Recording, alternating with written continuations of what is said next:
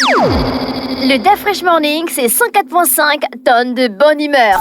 Tous les matins sur Urban FM. C'est sur les 104.5 Urban FM, la station urbaine que t'es connecté. Et là, t'écoutes le versus du jour avec René Ruth. René Ruth, le versus du jour, c'est quoi? Le versus du jour, aujourd'hui, on va comparer Taylor Swift et Lady Gaga. Tay. Comment tu dis? Pense-le. Parce que Taylor Swift fait mal en ce moment. Elle fait mal. Elle fait mal depuis, oui. Elle fait pas mal en ce produit des moment. milliards. Elle fait mal depuis, En fait, elle a une grosse fanbase. Si, elle a vraiment une grosse fanbase. Et je pense qu'il y a quelques jours, j'ai envoyé une vidéo. Elle a une grosse fanbase. Ah, d'accord.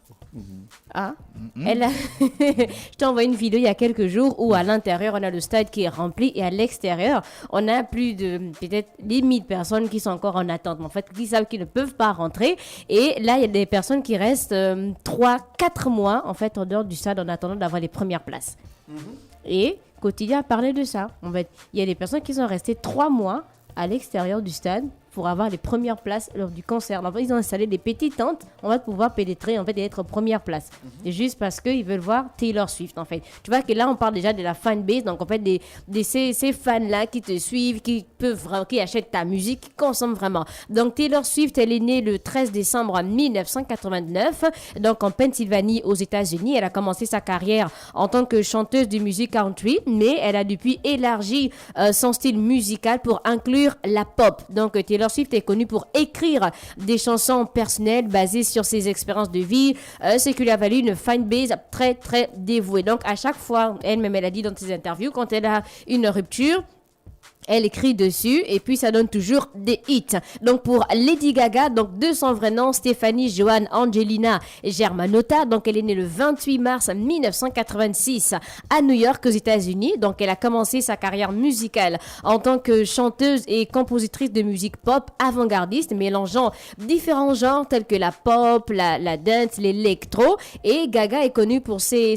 tenues vraiment excentriques, ses performances théâtrales et son style de musique unique. Donc en ce moment, Taylor Swift est en tournée, Lady Gaga non, mais il faut savoir que Taylor Swift n'a pas encore fait de Super Bowl, alors que Lady Gaga, tu te rappelles de son Super Bowl de Lady Gaga en fait, où il y avait vraiment de la bonne musique et aussi beaucoup de danseurs qui l'accompagnaient. Donc on a l'engagement social. Donc Taylor Swift est engagée dans des causes sociales, notamment la lutte contre le harcèlement sexuel, la promotion de l'éducation et le soutien aux victimes de catastrophes naturelles, alors que Lady Gaga est également une militante sociale active, notamment en faveur des droits LGBTQ++, de la sensibilisation à la santé mentale et de la lutte contre le harcèlement. Après, on a l'influence musicale. Qui, selon vous, a une plus grosse influence musicale, Taylor Swift ou Lady Gaga?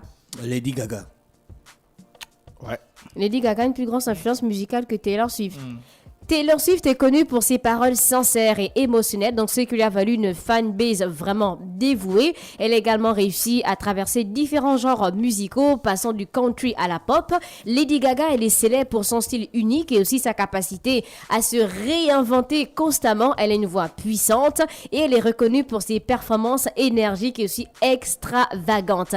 Et on a les récompenses. Taylor Swift, elle a remporté de nombreux prix prestigieux. Elle a 11 Grammy Awards, elle a 34 Billboard Music Awards, elle a 32 American Music Awards et Lady Gaga, elle est également une force à ne pas sous-estimer en termes de récompenses. Elle a 11 Grammy Awards, elle a 9 MTV Video Music Awards et elle a 3 Brit Awards. Et on a la popularité mondiale. Donc Taylor Swift a une base de fans mondiale très solide avec plus de 150 millions d'albums vendus à ce jour. Et Lady Gaga est également une artiste incroyablement populaire avec plus de 125 millions d'albums vendus dans le monde entier. Oui, Taylor Swift, elle vend plus que Lady Gaga. Et ce n'est pas tout, comme vous le savez, Taylor Swift et Lady Gaga font beaucoup de tournées. Taylor Swift est devenue une star mondiale avec ses tournées spectaculaires. Elle a réalisé plusieurs tournées à succès dans 1989 World Tour en 2015. Elle a Réputation Stadium Tour en 2018 et la tournée 1989 a été un énorme succès avec plus de 2,2 millions, on va dire, de billets vendus vendus et des recettes dépassant les 300 millions de dollars. La réputation Stadium Tour a également été un énorme succès avec plus de 2 millions de billets vendus et des recettes dépassant les 345 millions de dollars. Et pour Lady Gaga, quand on parle de tournée, elle est également connue pour ses performances énergiques, ses tournées spectaculaires.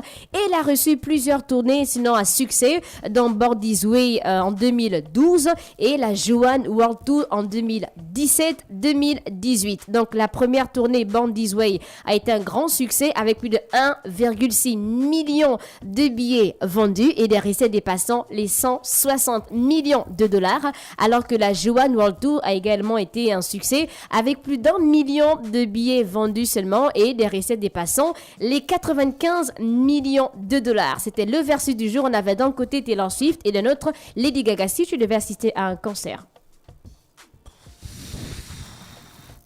Celui qu'on appelle le billet cadeau. Merci. Lady Gaga.